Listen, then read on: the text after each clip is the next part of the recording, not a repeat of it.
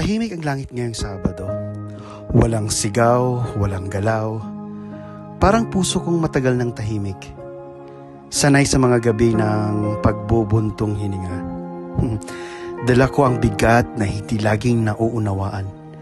Mga bagay na pipiliin ko na lang itahimik kaysa ipaliwanag. Sa bawat sakripisyong hindi nakita, sa bawat ngiting itinago ang pagod, sa bawat umagang nagising na parang gabi pa rin, ako'y nananatili. Hindi bilang bayani, hindi rin bilang martir, kundi bilang isang taong umaasa na may saysay ang pananahimik. Tahimik ang langit ngayong Sabado, pero marahan itong humihinga.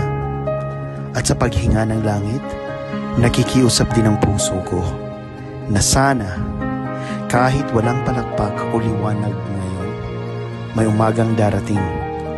At doon ako muling hihinga ng